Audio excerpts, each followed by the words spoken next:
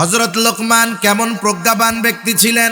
জীবনের প্রথম সময় হযরত লোকমান তিনি ছাগল চড়াইতেন। একদিন ছাগলের মালিক এসে বলতেছে, লোকমান, তুমি আমার জন্য একটা ছাগল জবাই করবা, আর এই ছাগলের সবচাইতে সুস্বাদু জায়গার গোশত আমার সামনে হাজির করবা।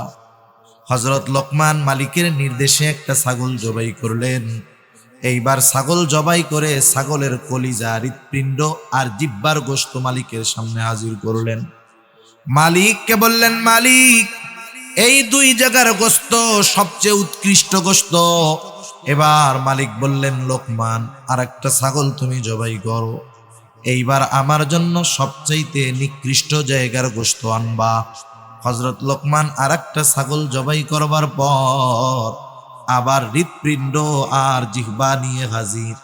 খারাপটা আনতে বলছে ওইটা আনছে, ভালোটা আনতে বলছে ওটাই আনছে।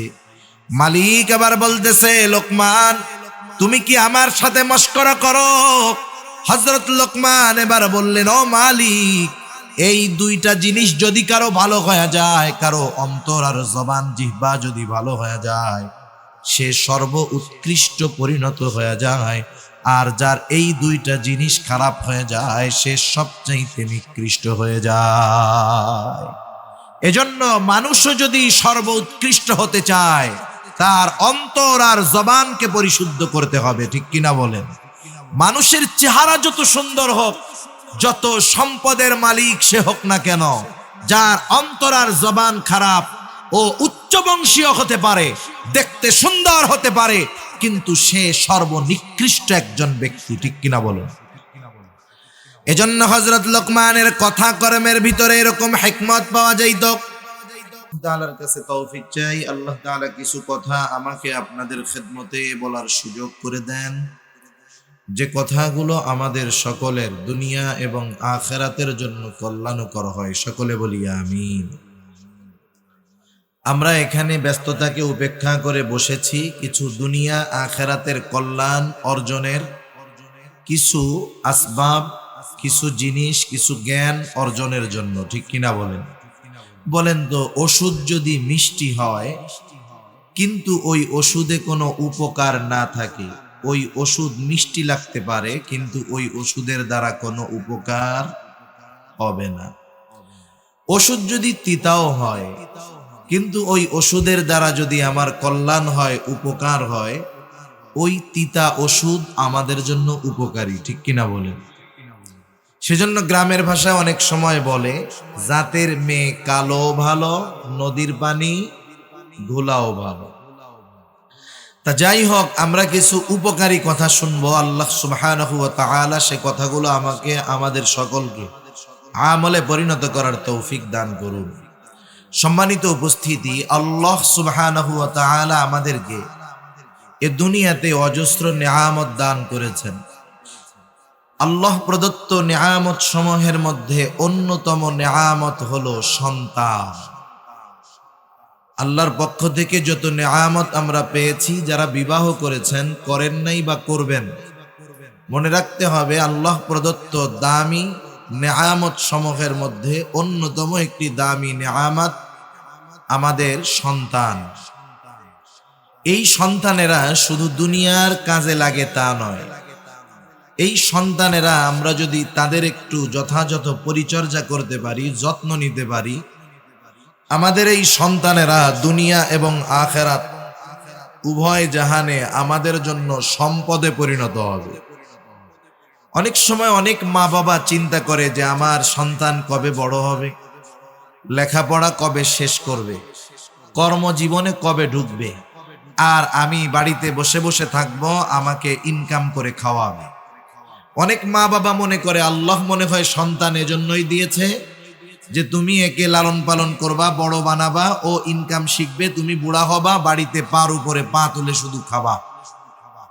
বলেন তো, আল্লাহ তাআলা কি শুধুমাত্র এই জন্যই সন্তান দান করেছেন? না না, শুধু দুনিয়ার উপকার হাসিল করার জন্য আল্লাহ তাআলা সন্তান দান করেন নাই। এই সন্তানকে যদি আমরা যথাযথভাবে যত্ন নেই, এ সন্তান আমার আপনার জন্য দুনিয়া এবং আখিরাত উভয় জাহানে সম্পদে পরিণত হবে।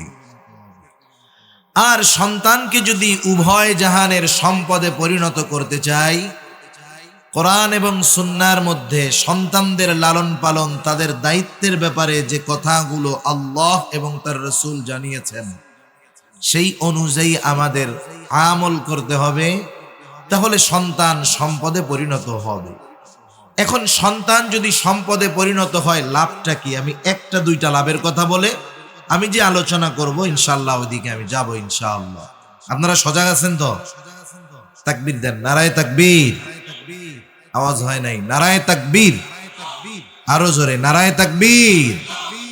মাশাআল্লাহ, একটু সজাগ থাকতে হবে আমাদের। তা যাই হোক, সন্তান যদি সম্পদ হয় দুনিয়া আখেরাতে লাভ আছে। দুনিয়ার লাভ কি? আপনারা হয়তো অনেকে জেনে থাকবেন, দেখে থাকবেন যে দুনিয়াতে এমনও মানুষ আছে যার ৩-৪টা সন্তান, সবাই উচ্চ শিক্ষিত সবাই।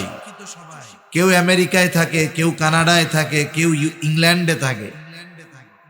এই বাবা তার সারা জীবনের সব সম্পদ ব্যয় করে ৩ সন্তানকে লেখাপড়া শিখিয়েছেন, কিন্তু আফসোস এই বাবা যখন বার্ধক্যে উপনীত হলেন, এই উচ্চ শিক্ষিত অনেক সম্পদের মালিক ৩ সন্তান মা বাবার খোঁজ খবরও নেয় না, মা বাবার ব্যাপারে তাদের কোনো টেক কেয়ার নাই। বরং এমনও হয় অনেক মা বাবার উচ্চ শিক্ষিত সন্তান থাকার পরেও ওই মা বাবার শেষ জীবন বৃদ্ধাশ্রমে কাটাতে হয়। আছে না নাই? আমি আপনাদের খেদমতে অনেক উদাহরণ দিতে পারবো, উপমা দিতে পারবো যে 5টা সন্তান তিনি সারা জীবনের সব উপার্জন ব্যয় করে দুনিয়াবি লাইনে সর্বোচ্চ শিক্ষিত বানিয়েছেন। তার 5টা ছেলেই বিদেশে লেখাপড়া করে ডক্টরেট অর্জন করেছে। আফসোস ওই লোকটাকে জীবনের শেষ সময়ে অসুস্থতার মাঝে ওষুধ না পেয়ে বৃদ্ধাশ্রমে তাকে কাটাতে হয়েছে। এখন বলেন, যেই বাবা এই সন্তানদের দুনিয়ার লাইনে উচ্চ শিক্ষিত করলো, অথচ দুনিয়াতেই ওই বাবা ওই সন্তানদের দ্বারা কোনো উপকার পায় নাই, তাহলে মরার পরে ওই সন্তানদের দ্বারা বাবা পরকালের উপকার পাবে, এটা কল্পনাও করা ভুল বিষয়। ঠিক কিনা বলেন?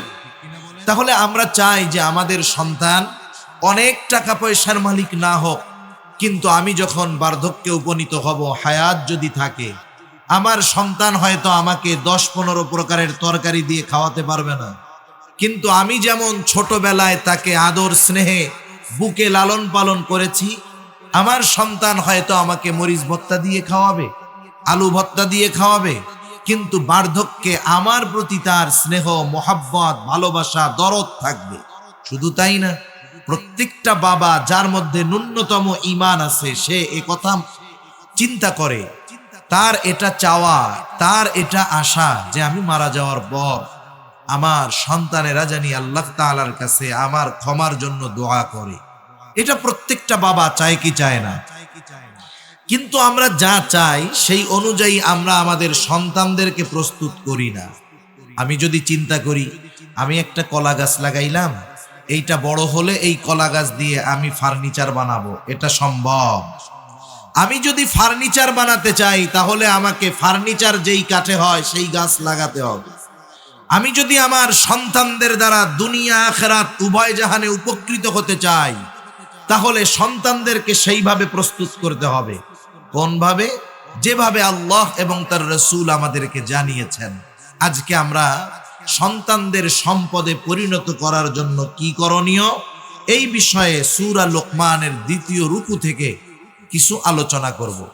হযরত লোকমান উনি ওনার সন্তানদেরকে কিছু উপদেশ দিয়েছেন, যেই উপদেশগুলো আল্লাহ তাআলার কাছে এত পছন্দনীয় হয়েছে যে আল্লাহ সুবহানাহু ওয়া তাআলা কোরআনুল কারীমে সূরা লোকমান, লোকমানের নাম দিয়ে একটা সূরা নাজিল করে ওই সূরার মধ্যে আমরা যদি সন্তানদের সম্পদে পরিণত করতে চাই কোন ধরনের নসিহত উপদেশ করা প্রয়োজন, আল্লাহ সুবহানাহু ওয়া তাআলা হযরত লোকমানের নসিহতগুলো আমাদের কাছে ওহী হিসাবে প্রেরণ করেছেন। সুবহানাল্লাহ।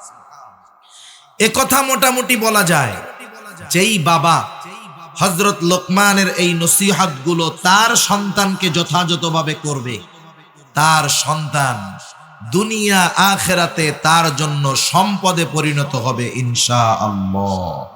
সেজন্য যাদের সন্তান আছে আমরা তারাও শুনবো আমলের নিয়তে, যারা বিবাহ করি নাই আমরাও শুনবো এবং মনে মনে এই নিয়ত রাখবো, আল্লাহ তাআলা যদি সন্তান দেন, আমি আমার সন্তানেরা যখন বুঝবে আমিও তাদেরকে এই নসিহতগুলো করব। আল্লাহ তাআলা হযরত লোকমানের নসিহতগুলো পছন্দ হয়েছে বিদায় ওহী হিসাবে ওই নসিহতগুলো আমাদেরকে আল্লাহ তাআলা জানিয়ে দিয়েছেন। প্রথমে আল্লাহ তাআলা হযরত লোকমানের পরিচয় তুলে ধরছেন। কেন? কারণ আপনাদের এই পিএম খালি এটা তো একটা ইউনিয়ন, তাই না? এই ইউনিয়নের একজন চেয়ারম্যান আছে, আপনারা সবাই চেয়ারম্যানকে চিনেন। চেয়ারম্যান সাহেবের সাথে দেখা হলে আপনারা সালাম বিনিময় করেন, তাকে সম্মান করেন। চেয়ারম্যান সাহেব কোনো কথা বললে গুরুত্ব সহকারে শুনেন। কেন?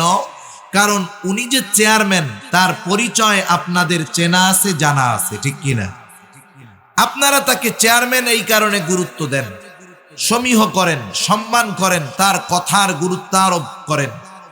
কিন্তু আপনাদের এই চেয়ারম্যান বা যে কোনো ইউনিয়নের সম্মানিত চেয়ারম্যান যদি দেশের আরেক প্রান্তে যায়, আছেন কক্সবাজার, চেয়ারম্যান সাহেব গেলেন সেই পঞ্চগড়ের তেতুলিয়া, যেখানে তাকে কেউ চিনে না, বলেন তো তার কথাগুলো তার পরিচিত মানুষ, আপনাদের ইউনিয়নের মানুষ যেভাবে গ্রহণ করবে, গুরুত্ব দিবে, তাকে যেখানে চিনে না ওই পঞ্চগড়ে তার কথাগুলো কি পঞ্চগড়ের লোক সম আপনারা যতটুকু গুরুত্ব দিবেন ততটুকু গুরুত্ব দিবে? কেন? কারণ ওই এলাকার লোক ওনার পরিচয় জানে না। কিন্তু যখন মানুষ জানবে যে এই লোকটা বাংলাদেশের একেবারে পৃথিবীর সর্ববৃহৎ সমুদ্র সৈকত যেই কক্সবাজারে অবস্থিত, সেই কক্সবাজার সদরের একটা ইউনিয়নের সম্মানিত চেয়ারম্যান, বলেন তো পরিচয় জানার পর ওনার কথার গুরুত্ব তাদের মধ্যে আগের চাইতে বাড়বে না কমবে? তার মানে মানুষ যখন মানুষের পরিচয় জানতে পারে, চিনতে পারে, তার পরিচয় জানার পরে ওই ব্যক্তির গুরুত্ব, তার কথার গুরুত্ব মানুষের কাছে বেড়ে যায়। আল্লাহ তাআলা হযরত লোকমানের নসিহতগুলো বর্ণনা করার পূর্বে হযরত লোকমানের পরিচয়টা একেবারে সংক্ষিপ্ত সারে তুলে ধরতেছেন। আল্লাহ তাআলা বলেন, ওয়ালাকাদ আতাইনা লুকমানাল হিকমাতা আনিশকুর লিল্লাহ।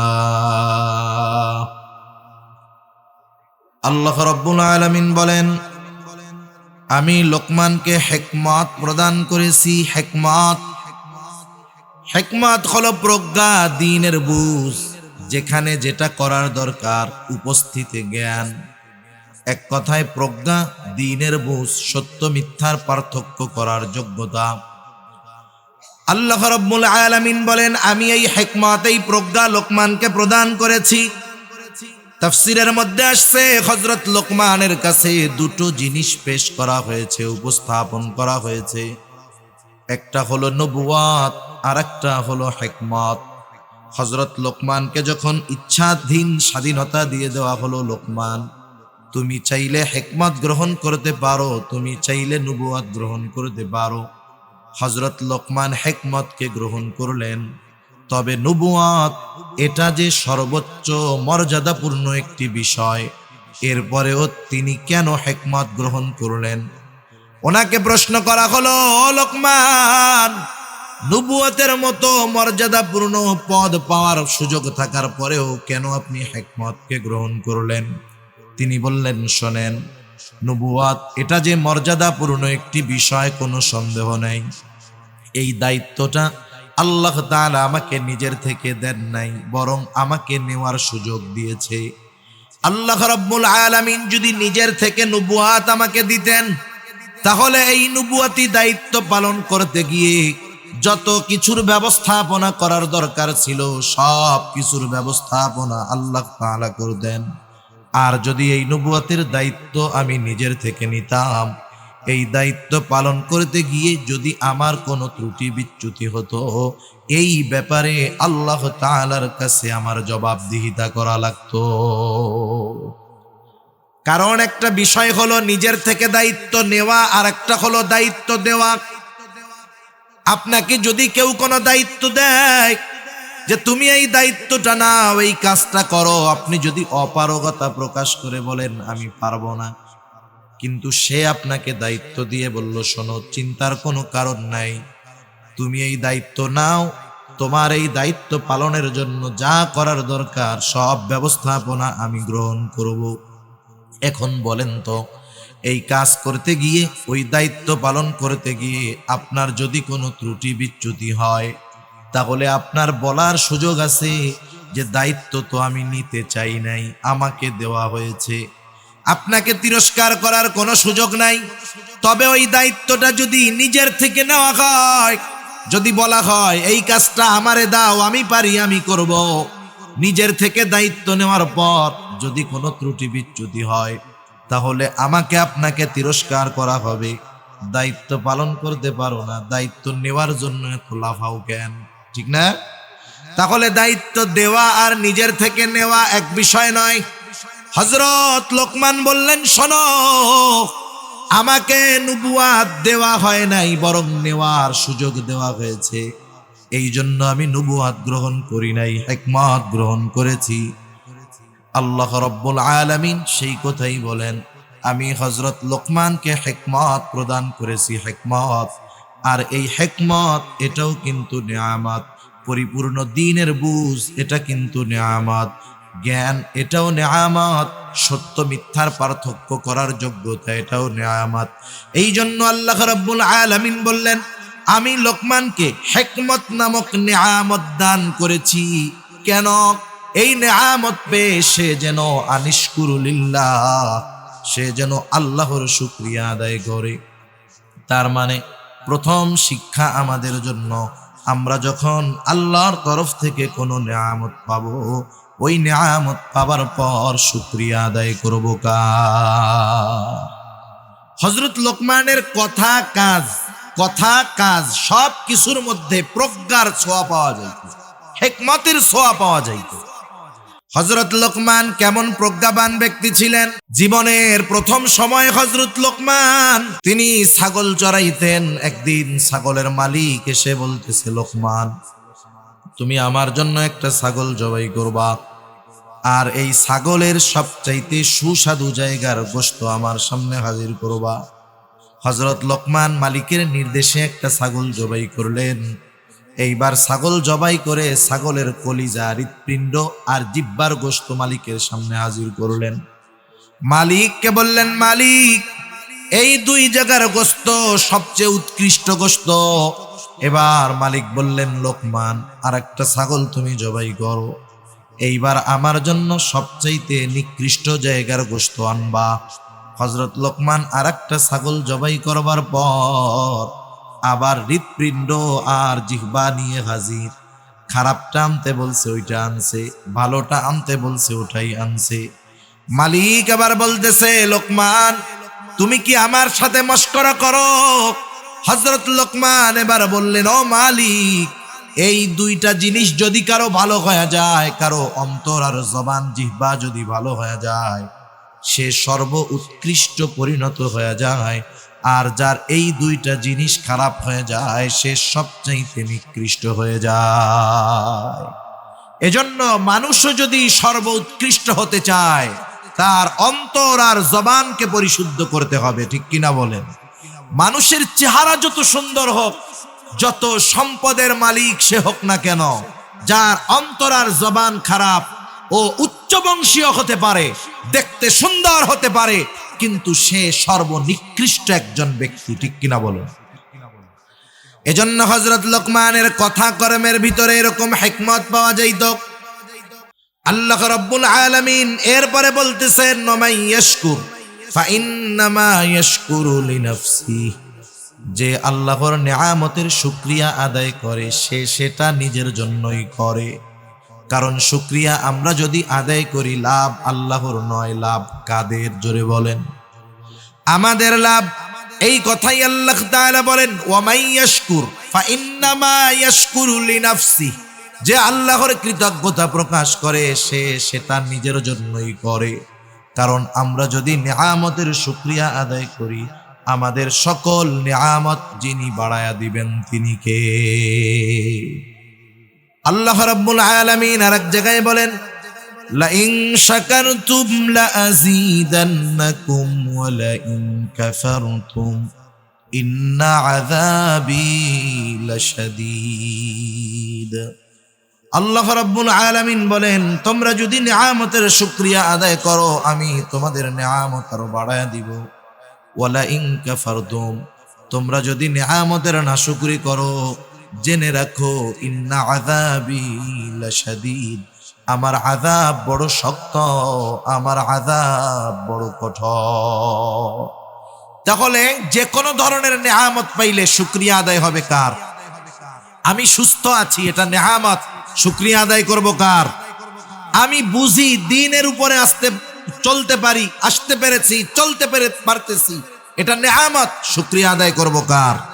আল্লাহ তাআলা আমাকে ইলম দিয়েছেন, জ্ঞান দিয়েছেন, নিয়ামত, শুকরিয়া আদায় হবে কার? আল্লাহ তাআলা। এরপরে আল্লাহ তাআলা বলেন, ওয়ামান কাফারা ফাইন্নাল্লাহা গানিয়্যুন হামিদ। আল্লাহ তাআলা বলেন, যারা কুফরি করে নিয়ামতের শুকরিয়া আদায় করে না। কারণ আমরা যদি নিয়ামতের শুকরিয়া আদায় করি লাভ আমাদের। সারা দুনিয়ার মানুষ যদি আল্লাহর নিয়ামতের শুকরিয়া আদায় না করে, কুফরি করে, আল্লাহর কসম সারা পৃথিবীর মানুষ যদি নাশকর গোজার হয়ে যায় আল্লাহ তাআলার কোনো লস নাই। লস আছে নাকি? আবার সারা পৃথিবীর মানুষ যদি শকর গোজার হয়ে যায় আল্লাহ তাআলার কোনো লাভ আছে নাকি? তাহলে আল্লাহ তাআলার কোনো লাভ নাই, লস নাই। শুকর আদায় করলে লাভ আমার, না করলে ক্ষতি আমার। যদি না করি সে কথাই আল্লাহ তাআলা বলেন যে তিনি আমাদের কৃতজ্ঞতার মুখাপেক্ষী নয়, বরং তারা জেনে রাখুক ওয়ামান কাফারা ফাইন্নাল্লাহা গানিয়্যুন হামিদ। যারা নাশকরি করে আল্লাহ তাআলা বলেন তারা জেনে রাখুক ফাইন্নাল্লাহা, নিশ্চয়ই আল্লাহ, গানিয়্যুন হামিদ, অমুখাপেক্ষী এক সত্তা, সপ্রশংসিত সত্তা। এই জন্য শুকরিয়া যদি আদায় করি লাভ আমাদের। এই আয়াতের মধ্যে মূল মেসেজটা কি, মূল খবরটা কি? আল্লাহ তাআলা আমাদেরকে মূলত এই বিষয়টা জানাতে চান যে হযরত লোকমান একজন শুকরগুজার বান্দা ছিলেন। হযরত লোকমান শুকরগুজার বান্দা ছিলেন। আমরা একজন মানুষের ব্যাপারে বলতে পারি উনি বড় আবেদ, উনি বড় শুকরগুজার বান্দা। আমরা বলতে পারি আমাদের দেখার দৃষ্টিকোণ থেকে আসলে উনি বড় আবেদ না উনি বড় শুকরগুজার বান্দা, এ খবর জানে কে?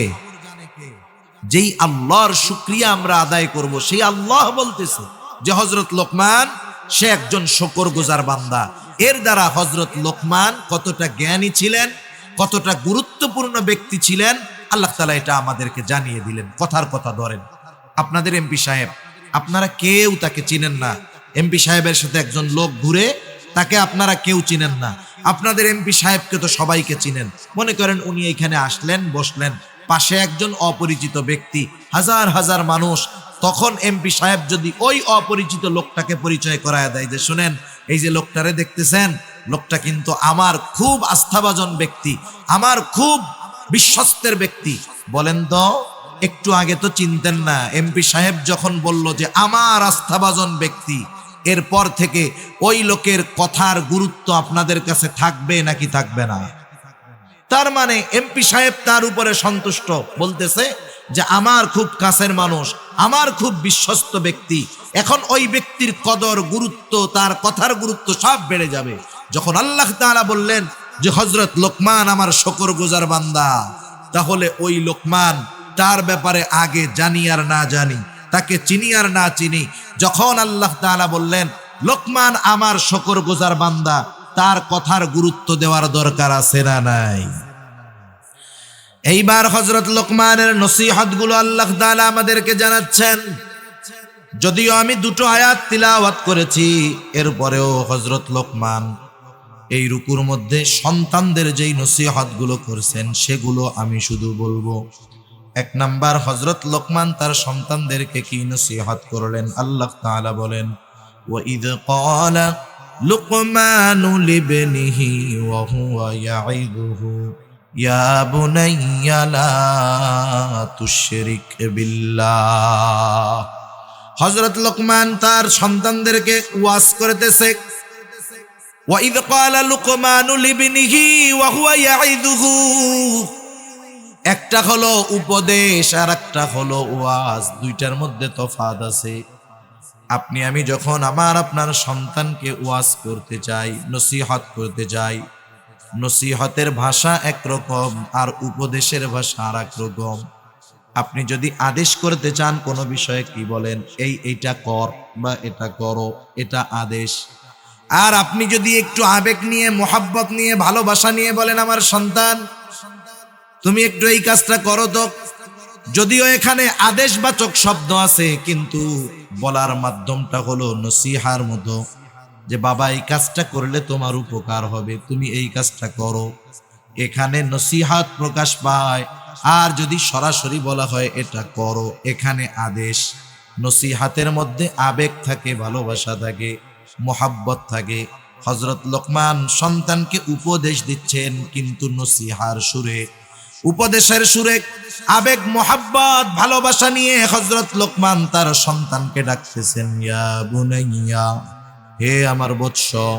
ইয়া বুনাইয়া শব্দটার অর্থ হলো হে আমার সন্তান, যদিও বাংলা অনুবাদ হে আমার সন্তান, কিন্তু এই শব্দটার মধ্যে, এই কথাটার মধ্যে একটা আবেগ আছে, একটা অনুভূতি আছে, একটা ভালোবাসা আছে। এটা মূলত আরবি ভাষার জ্ঞান অর্জন না করলে সহজে বোঝা যায় না। এই কথার মধ্যে যে একটা মাধুর্যতা আছে, আন্তরিকতা আছে, ভালোবাসা আছে, এটা শাব্দিক অনুবাদের মাধ্যমে বোঝা যায় না, এটা অন্তর দিয়ে অনুধাবন করার বিষয়। মনে করেন আপনার ছেলে খারাপ বন্ধুদের সাথে মিশে, কথার কথা, অথবা আপনার ভাই খারাপ বন্ধুদের সাথে মিশে, আপনি যদি তাকে সরাসরি আদেশ করেন, এই আগামীকাল থেকে ওদের সাথে আর মিশবি না, চলবি না, এটা এক ধরনের। আবার যদি আপনি চিন্তা করেন যে ছেলেটা মিশে কেমনে বলা যায়, এবার খানা দানা শেষ, আপনি আপনার ছেলেটাকে বললেন, বাবা আমি তোমার সাথে 5টা মিনিট কথা বলতে চাই, সময় হবে? আপনি যদি ছেলের এরকম বলেন, ছেলে যত খারাপ হোক না কেন, বাপ যদি এরকম বলে, সে কি বলবে, না বাবা আই এম ভেরি বিজি, এ কথা বলবে? বলবে না। সে বলবে, আব্বা ঠিক আছে বলেন। এবার আপনি তাকে পাশে বসায়া আবেগের সাথে বলেন, দেখো সন্তান, আমি তোমার বাবা, আমার একটা সুনাম আছে সমাজে, মানুষ আমাকে ভালো বলে, তুমি আমার সন্তান, তুমি যদি কোনো অন্যায় করো, অপরাধ করো, তাহলে মানুষ আমাকেও খারাপ বলে। বাবা তুমি যাদের সাথে চলাফেরা করো আসলে তো ওরা ভালো না, আমি তোমার কাছে অনুরোধ থাকবে তুমি ওদের সাথে এখন থেকে চলবা না। একটু বলেন তো, আপনি যদি এইভাবে বলতেন যে ওদের সাথে আর চলবি না, আর ওইভাবে না বলে এভাবে একটু আবেগ ভালোবাসা নিয়ে যদি বলতেন যে বাবা ওদের সাথে তুমি আর চইলো না, তাহলে সন্তান আপনার আগের কথাটা হয়তো গ্রহণ করতো না, কিন্তু এই নসিহার সুরে বলার কারণে হয়তো সে চিন্তা করতো, আব্বা কষ্ট পাইতেছে, ওই খারাপ ছেলেদের সাথে আর মেশা যাবে না। ঠিক কিনা বলেন? এখানেই ইয়া বুনাইয়া শব্দটার সারমর্ম, গভীরতা লুকায় আছে। হযরত লোকমান খুব দরদ মাখা দিল নিয়ে সন্তানকে বলতেছে, লা তুশরিক বিল্লাহ, ও আমার বৎস, আমার সন্তান, আল্লাহ তাআলার সাথে শিরিক কইরো না। কেন শিরিক করবা না? ইন্নাশ শিরকা লাযুলমুন আযীম। শিরকের বিষয় নিয়ে আমি মূলত আলোচনা করব না, এটা আলাদা একটা বিষয়, কিন্তু শিরক এটা এক মহা জুলুম, মহা অন্যায়। কেউ যদি আল্লাহ তাআলার সাথে শিরিক করে, আল্লাহ তাআলা সবচাইতে বেশি বেজার হয়ে যায়। শিরকের বড় ক্ষতি, 1 নাম্বার ক্ষতি, আল্লাহ রাব্বুল আলামিন সব গুনাহগুলো চাইলেই ক্ষমা করে দিবেন, কিন্তু কেউ যদি তার সাথে শিরিক করে, ক্ষমা যদি না চায়, তাওবা যদি না করে, আল্লাহ তাআলা ক্ষমা করবে না। আল্লাহ তাআলা কোরআনুল কারীমের সূরাতুন নিসার মধ্যে বলেন, ইন্নাল্লাহা লা ইয়াগফিরু আন ইউশরাকা বিহি ওয়া ইয়াগফিরু মা দুনা যালিকা লিমান ইয়াশা। আল্লাহ রাব্বুল আলামিন শিরকের গুনাহ ক্ষমা করবেন না, ওয়া ইয়াগফিরু মা দুনা যালিকা লিমান ইয়াশা। শিরিক ছাড়া যে গুনাহ চান তিনি ক্ষমা করে দিবেন, তাওবা ছাড়া ক্ষমা করে দিবেন। কিন্তু শিরকের গুনাহ যদি কেউ করে, শিরিক যদি কেউ করে, তাহলে আল্লাহ তাআলা তাকে ক্ষমা করবেন না যতক্ষণ না সে তাওবা করে। শিরিক করলে ক্ষতি কি? অনেক ক্ষতি। এক নাম্বার ক্ষতি, শিরিক করে তার কোনো আমল আল্লাহ তাআলা কবুল করবে না। যে শিরিক করে তার হজ আল্লাহ কবুল করে না। শিরিক যে করে তার নামাজ আল্লাহ কবুল করেন না।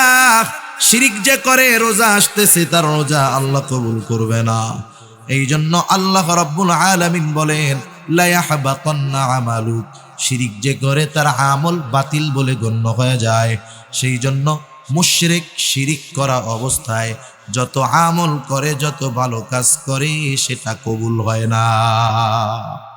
তাহলে চিন্তা করেন, এক নম্বরে কোন আমল তার কবুল হবে না। দুই নম্বর ক্ষতি বলেন ফাকাদ হারামাল্লাহু আলাইহিল জান্নাহ, যে শিরিকের সাথে লিপ্ত, তাওবা করলো না, তাওবা বিহীন দুনিয়া থেকে চলে গেল, আল্লাহ রাব্বুল আলামিন বলেন ফাকাদ হারামাল্লাহু আলাইহিল জান্নাহ, আল্লাহ রাব্বুল আলামিন তার জন্য জান্নাতকে হারাম করে দিবে। তার মানে আমল কবুল হবে না, জান্নাতে যেতে পারবে না। শিরকের কারণে বেঈমান হয়ে অনন্তকাল তাকে জাহান্নামে থাকতে হবে। এখন বলেন, দুনিয়ার কোন ইমানদার বাবা চায় যে তার সন্তান জাহান্নামে যাক? কেউ চায়? কেউ চায় না। এজন্য এক নম্বরে আমরা আমাদের সন্তানদেরকে ঈমানের শিক্ষা দিব। এটা ঈমানের শিক্ষা। শিরিক থেকে সন্তানদেরকে বাঁচাবো, আল্লাহর সাথে পরিচয় করায় দিব, আল্লাহর একত্ববাদের পরিচয় তাদেরকে শিখায় দিব। তাহলে কি হবে? আমি আপনি যদি বুড়া হই, ওর কানেকশন তো আল্লাহর সাথে। ও বুড়াকালে আমাদেরকে বৃদ্ধাশ্রমে দিবে না, মরার পরে কবরে শোয়া রাখার পরে আর খোঁজ খবর নিবে এমন নয়, নিবে না এমন নয়, বরং আল্লাহর সাথে পরিচয় হওয়ার কারণে দুনিয়ার যেই প্রান্তে ওই সন্তান থাকুক না কেন, আল্লাহ তাআলার কাছে সে তার মা বাবার জন্য দোয়া করবে। ঠিক কিনা বলে? এজন্য আমরা সন্তানদেরকে আল্লাহর সাথে পরিচয় করায় দিব, ঈমানের শিক্ষা দিব। এরপরে আল্লাহ রাব্বুল আলামিন দুনিয়াবাসীর জন্য নসিহত করেছেন মা বাবার সাথে সদাচরণ করার ব্যাপারে। আমি আর ওগুলোর মধ্যে যাব না, আমি শুধু হযরত লোকমানের নসিহতগুলো আপনাদের খেদমতে বলবো। মনে রাখতে হবে কথাগুলো আমি শেষের দিকে কিন্তু জিজ্ঞাসা করব। ভাই, এক নাম্বার, হযরত লোকমান তার সন্তানকে যেই নসিহতগুলো করলেন, নসিহতগুলোর মধ্যে এক নাম্বার নসিহত, হযরত লোকমান তার সন্তানদেরকে ঈমানের শিক্ষা দিয়েছে। এক নাম্বার শিক্ষা কিসের শিক্ষা? জোরে বলেন, কিসের শিক্ষা? ঈমানের শিক্ষা। এই শিক্ষা দ্বারা কি করলো? ছেলেকে অনন্তকাল, তার সন্তানকে অনন্তকাল জাহান্নাম থেকে বাঁচার শিক্ষা বাবা প্রথমে সন্তানকে দিলেন। দ্বিতীয় শিক্ষা কি দিলেন? আমলের শিক্ষা। কিসের শিক্ষা? হযরত লোকমান এবার সন্তানকে বলতেছে ইয়া বুনাইয়া, এবার শিক্ষা দিচ্ছেন হযরত লোকমান সন্তানকে, এবার শিক্ষা দিচ্ছেন আল্লাহ তাআলার কতটা সূক্ষ্ম, কতটা জ্ঞান, কতটা ইলম। আল্লাহর সম্যক পরিচয় সন্তানের সামনে তুলে ধরতেছেন হযরত লোকমান। হযরত লোকমান এবার সন্তানকে বলেন ইয়া বুনাইয়া ইন্নাহা ইন তাকু মিসকালা হাববাতিন মিন খারদাল ফাতাকুন ফি সখরাতিন আও ফিস সামাওয়াতি আও ফিল আরদ ইয়াতি বিহাল্লাহ। হযরত লোকমান সন্তানকে বলতেছে, ও সন্তান, ইয়া বুনাইয়া ইন্নাহা, একটু খেয়াল দিয়া শুনবো, ইন্নাহা, এই হা দ্বারা উদ্দেশ্য হলো আমল, কাজ। কোন মুফাসসির বলেন এর দ্বারা উদ্দেশ্য হলো খারাপ কাজ, কোন মুফাসসির বলেন এর দ্বারা উদ্দেশ্য হলো সকল ধরনের কাজ, ভালো কাজ আর মন্দ কাজ উভয়টা। আরবিতে কর্মকে বলা হয় আমল। কি বলে? আমল। মানুষ যখন ভালো কাজ করে আমরা কি বলি? যে লোকটা ভালো কাজ করছে, তাইলে ভালোটাও কাজ। আবার যখন মন্দ কাজ করে আমরা কি বলি? আরে ও খারাপ কাজ করে বেড়ায়, তাইলে খারাপটাও কাজ। তার মানে উদ্দেশ্য হলো, আমল দ্বারা উদ্দেশ্য হলো যে ভালো কাজ অথবা মন্দ কাজ। হযরত লোকমান সন্তানকে বলতেছে, সন্তান, ইন্নাহা ইন তাকু মিসকালা হাববাতিন মিন খারদাল, তোমার ওই কাজটা, তোমার ওই আমলটা, এটা যদি সরিষা দানা পরিমাণও হয়, তার মানে আমরা যদি কোনো কাজ এমন করি যেটা সরিষা দানা পরিমাণ, সন্তানকে সেই শিক্ষাটাই হযরত লোকমান দিয়ে বলতেছেন, বৎস, ও আমার কলিজার টুকরা সন্তান, তুমি যেই ধরনের পাপ করো না কেন, তোমার ওই পাপটা যদি একেবারে ছোট হয়, সরিষা দানা পরিমাণও হয়, ওই পাপটা যদি তুমি পাথরের মধ্যেও করো, ওই পাপটা যদি তুমি আসমানেও করো, জমিনেও করো, আল্লাহ রাব্বুল আলামিন তোমার ওই কর্মটাকে হাজির করবে। আল্লাহ তাআলা কোরআনুল কারীমের মধ্যে এক জায়গায় বলেন, ওয়া নাযাউল মাওয়াজিনাল কিসতা লিয়াউমিল কিয়ামা ফালা তুযলামু নাফসুন শাইআ ওয়া ইন কানা মিসকালা হাববাতিন মিন খারদালিন আতাইনা বিহা ওয়া কাফা বিনা হাসিবিন। আল্লাহ রাব্বুল আলামিন বলেন, আমি কিয়ামতের দিন ন্যায় বিচারের আদালত কায়েম করব।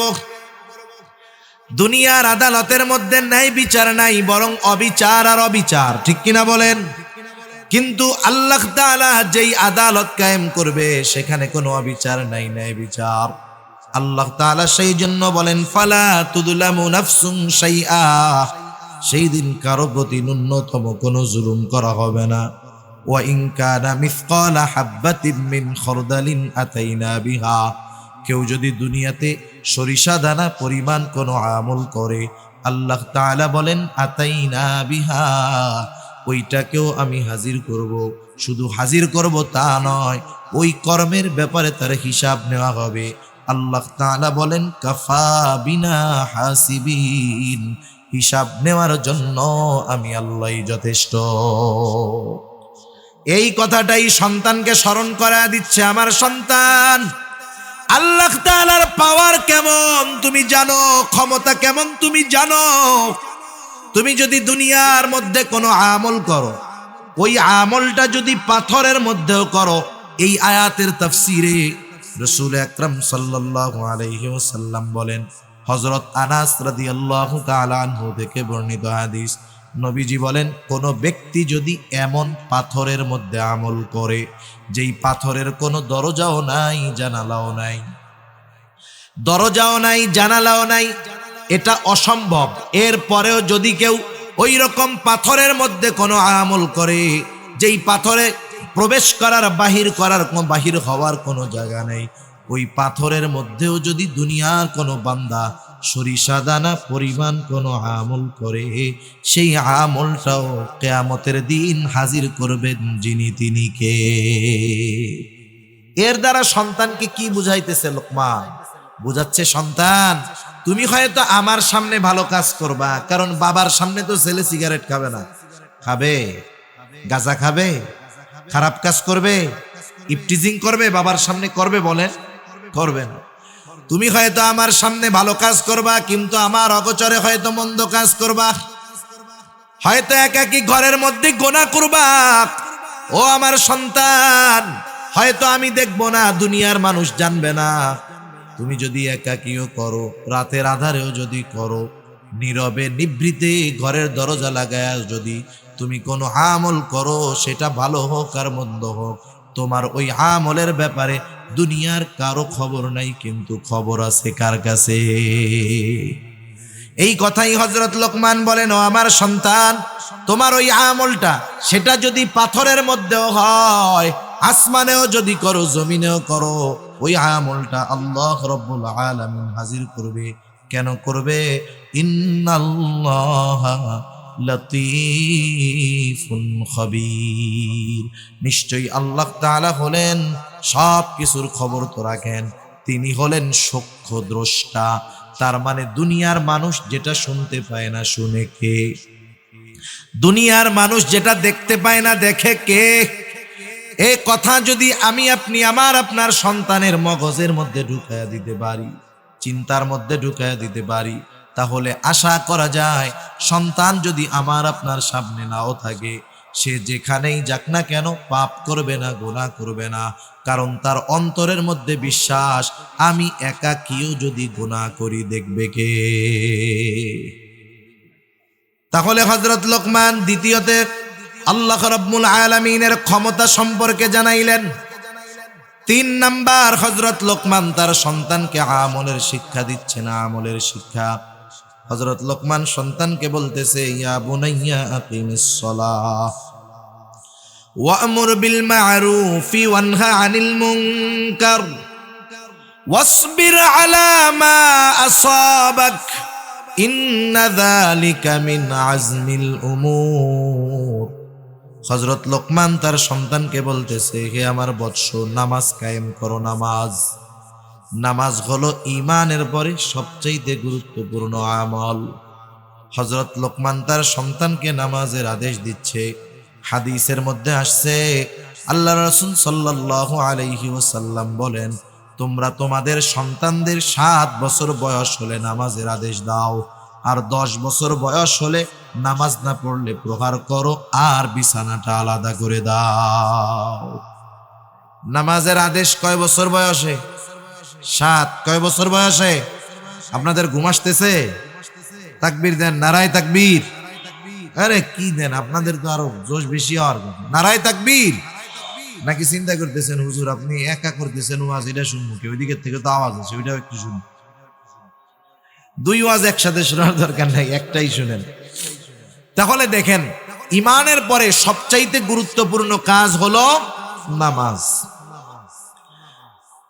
7 বছর বয়স যখন হবে সন্তানের, নামাজের আদেশ দিতে হবে। নবীজি সাল্লাল্লাহু আলাইহি ওয়াসাল্লাম বলছে 10 বছর বয়স হলে নামাজ না পড়লে প্রহার করতে হবে।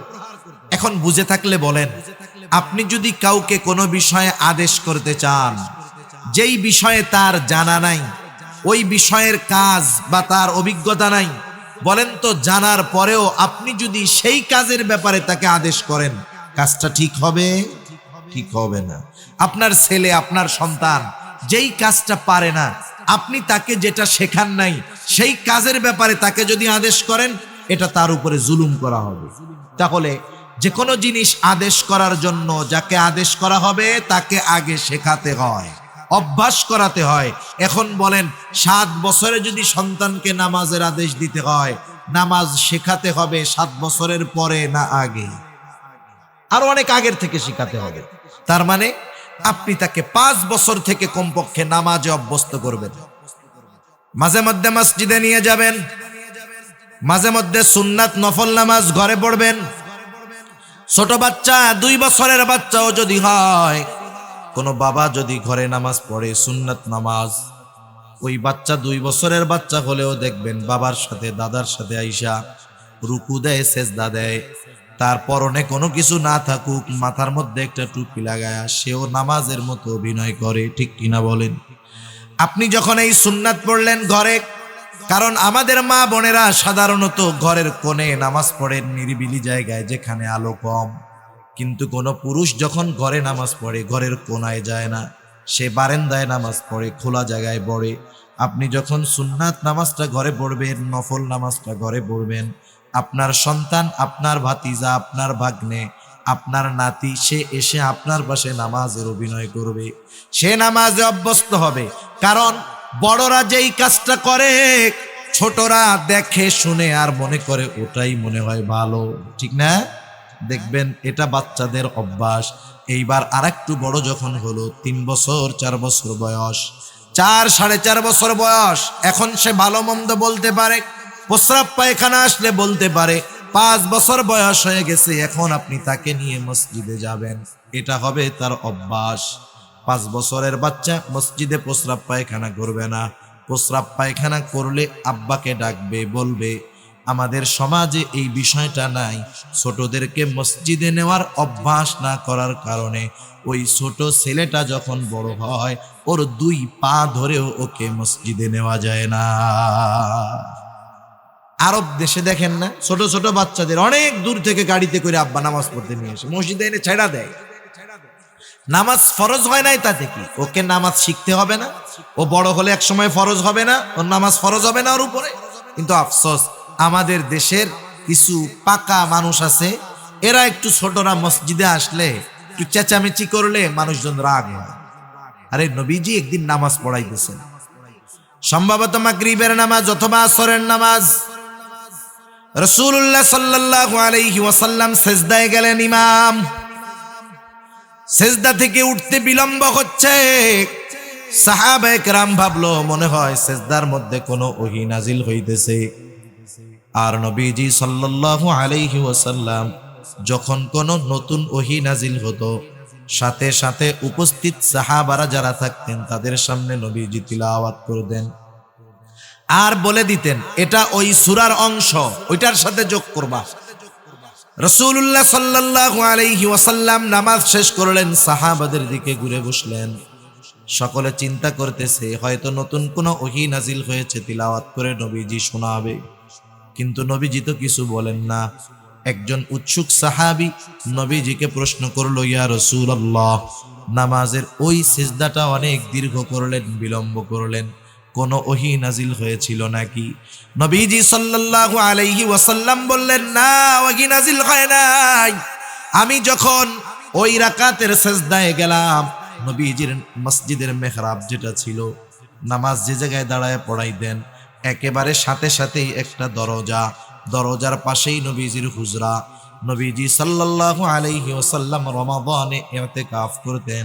আয়েশা সিদ্দিকা রাদিয়াল্লাহু তাআলা আনহা বলেন, নবীজি মসজিদে ইতিকাফে থাকতেন আর আমি হুজরার দরজা দিয়ে নবীজির মাথায় তেল দিয়ে দিতাম। তার মানে বুঝতে পারছেন মসজিদ আর নবীজির হুজরাটা হলো একেবারে সাথে। নবীজি সিজদায় গেলেন। এইবার নবীজি বলেন, আমার নাতি হুসাইন, আমি যখন সিজদায় গেলাম আমার ঘাড়ের উপরে উঠে খেলা শুরু করে দিল। আমি দেখছি অনেক সময় বাসায় যখন কেউ নামাজ পড়ে, ছোট বাচ্চা ঘোড়ার মতো উপরে উঠে নাচে, ওঠে না? এবার মা কি করে, ধাক্কা দিয়া ফালায় দেয়, মানে ওর সাথে কুস্তি করে। আরে ওইটা খেলুক না, কারণ ছোট বাচ্চাদের অভ্যাস হইল ওরা এক কাজ অনেক সময় করে না। আপনি ছোট একটা বাচ্চাকে দিয়ে এক কাজ অনেক সময় করাতে পারবেন না। 2-3 মিনিট পর পর ওর খালি কাজ পরিবর্তন হয়। ও হয়তো 1 মিনিট আপনার সিজদার সময় ঘাড়ের উপরে ওইটা বসবে, যখন দেখবেন নড়াচড়া করে না, ও এমনি নেমে যাবে। তা আপনি সুবহানা রাব্বিয়াল আ'লাটা একটু বাড়ায়া পড়েন, অসুবিধা নেই তো? অসুবিধা আছে? কিন্তু কি করে, ধাক্কা দিয়া ফালায়া দেয় ছোট বাচ্চা। এ কাজ আমরা করব না। আমি নামাজের সিজদায় গেলাম, ছোট বাচ্চা ঘাড়ের উপরে উঠছে, যতক্ষণ থাকে থাক। আমি যখন বাসায় সুন্নাত পড়ি, আমার বাচ্চা এরকম ওঠে, ঘাড়ের উপরে উঠে ঝুলা থাকে, থাক ঝুলা, কতক্ষণ তুই থাকবি, থাক। এক সময় ও নাইমাই যায়।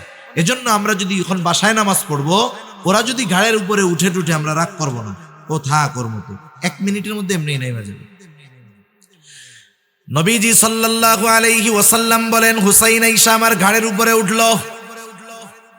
নবীজিকে ঘোড়া বানায় খেলতো হুসাইন রাদিয়াল্লাহু তাআলা আনহু। নবীজির গায়রাত, ব্যক্তিত্ববোধ, এইরকম গায়রাত কারো ছিল না। কিন্তু নবীজি শিশুদের সাথেও মিশতেন। নবীজি ঘোড়া হইতেন। হাসান হুসাইন রাদিয়াল্লাহু তাআলা আনহুমা নবীজির পিঠের উপরে উঠা ঘোড়া বানায় খেলতো। সাহাবায়ে কেরাম হুসাইন রাদিয়াল্লাহু তাআলা আনহুকে বলতো, তোমার ঘোড়াটা তো বেশ দামি ঘোড়া। নবীজিও মজা করতেন। এইবার ওই ছোট বাচ্চা বোঝে না, নানা সিজদায় গেছে, ঘাড়ের উপরে ওইটা ঘোড়া বানায় খেলা শুরু করছে। নবীজি বললেন, আমি চাইলাম না সে তার খেলার ব্যাপারে অতৃপ্ত থাক। সে যতক্ষণ না তৃপ্ত হলো, আমি আমার সিজদাটাকে প্রলম্ব করে দিলাম, দীর্ঘ করে দিলাম। সে খেললো, তৃপ্ত হলো, আমার ঘাট থেকে নেমে গেল। এরপরে আমি সিজদা থেকে মাথা উঠাইলাম। বলেন তো আমাদের দেশে হইলে কি হইতো? কোন ইমাম যদি এই কারণে সিজদা লম্বা করতো, সালাম ফিরায় মুসল্লি জিজ্ঞাসা করতো কি ব্যাপার, কি হইছে? সালাম ফেরানো লাগতো না। ইমাম যদি সিজদাটারে একটু লম্বা করে, মুসল্লি মাথা উঠায় দেখতো ইমাম বাইসে আছে না মরছে, ঠিক কিনা? এরপরে যদি দেখতো যে ইমাম সাহেবের ছেলে ইমাম সাহেবের ঘাড়ের উপরে ওইটা খেলতেছে, সালাম ফেরানোর আগে ওই লোক কইতো কি, নামাজ বাদ দিয়া, হুজুর চাকরি আপনার শেষ, ওই দরজা দিয়ে বাইর। আমাদের দেশে তো ইমামের চাকরি যাইতে টাইম লাগে না। তো ইমাম নেওয়ার সময় কত শর্ত, কত যোগ্যতা দরকার, কিন্তু ইমামরে ডিলিট করার সময় মোবাইলের মেমোরির মতো চাপ দিলেই কুল্লু খালাস। হায় হায়, আপনারা শুনছেন না সম্প্রতিকালে একজন ইমামের দায়িত্ব কি? ইমাম হলো ওই সমাজের একজন নেতা। দুনিয়াবি লাইনের নেতা না মানেন, কিন্তু আপনাকে দ্বীনি লাইনের নেতা ইমামকে মানতেই হবে, ঠিক কিনা বলেন? ইমামের দায়িত্ব কি? ইমাম যখন দেখবে ওই সমাজে তার মহল্লার মধ্যে শরীয়ত বিরোধী কোনো কাজ হচ্ছে, ওই ইমাম তার দায়িত্বের কারণে বাধা প্রদান করবে, ঠিক কিনা বলেন?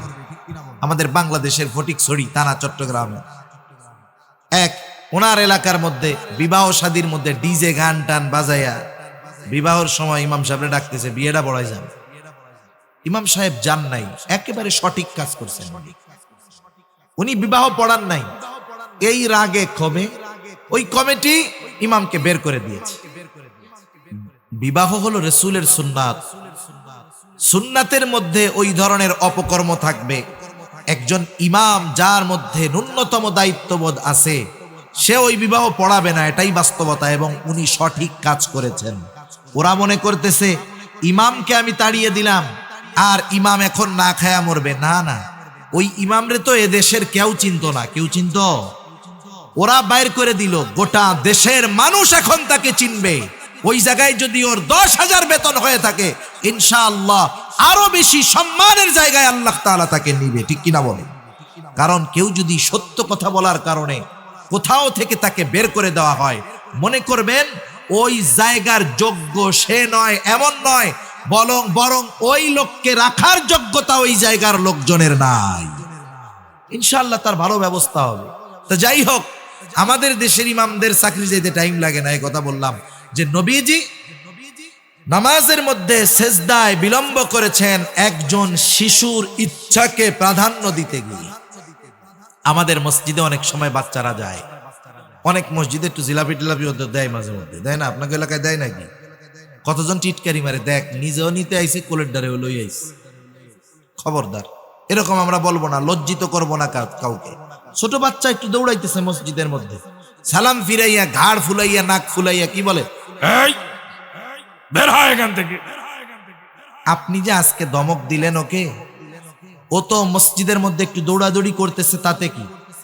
রাসূলুল্লাহ সাল্লাল্লাহু আলাইহি ওয়াসাল্লামের সময় মসজিদে নববীর ভিতরে হাবশী গোলামরা, ছোট ছোট বাচ্চারা তীর বর্ষা দিয়ে খেলা করত। মসজিদের মধ্যে ছোট ছোট বাচ্চারা খেলতো।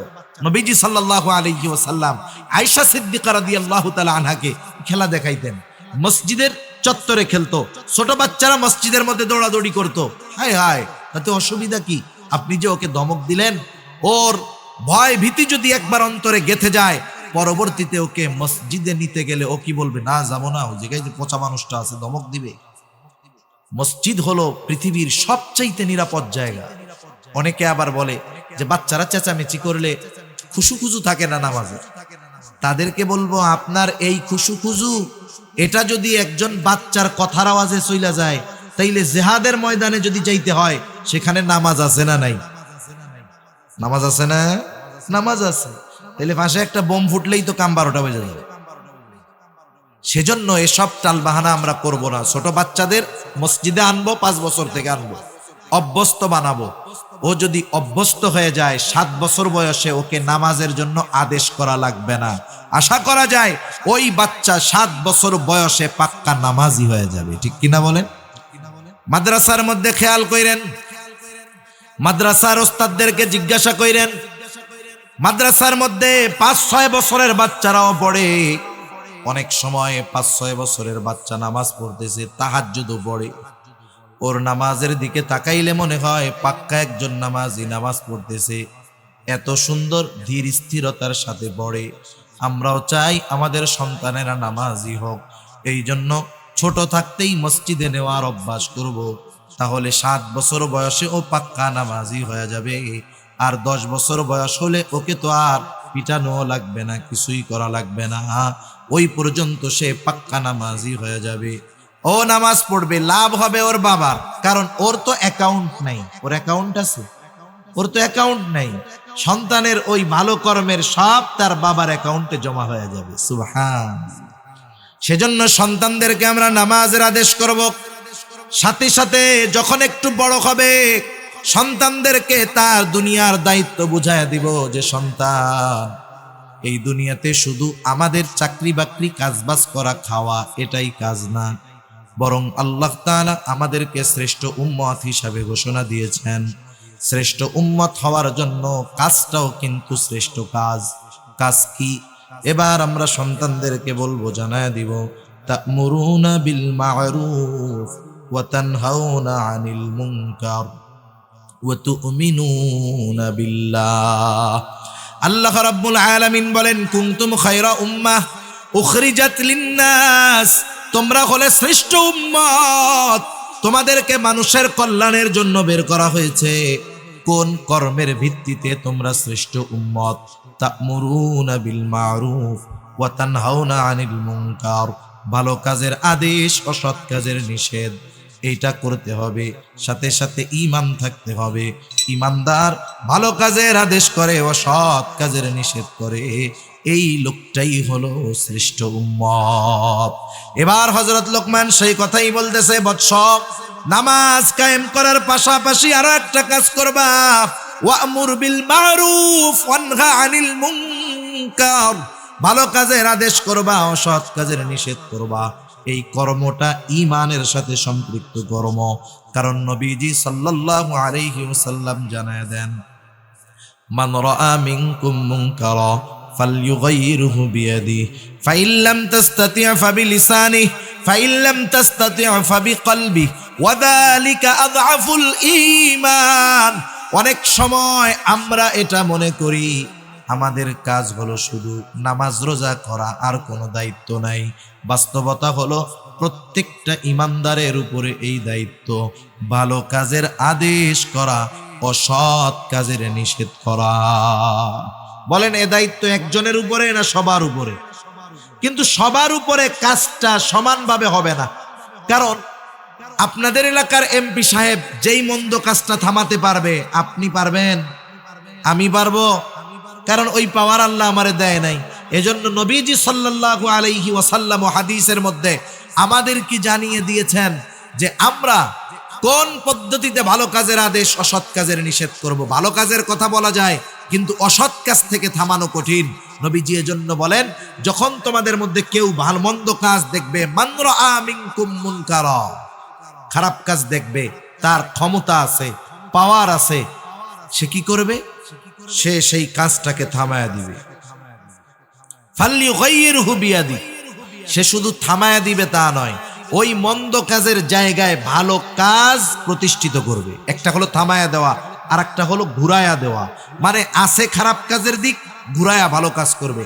এক জায়গায় গান হয়, যাত্রাপালা হয়, খারাপ অনুষ্ঠান হয়, পাওয়ার আছে, ক্ষমতা আছে, ওই কাজ বন্ধ করে ওই জায়গায় সে ভালো কাজ প্রতিষ্ঠিত করবে। এক সময় গান হইতো, এখন সে সেটারে ঘুরাইয়া দিনই একটা মজমার ব্যবস্থা করলো, তাফসীর মাহফিলের ব্যবস্থা করলো, ইসলামী সম্মেলনের ব্যবস্থা করলো।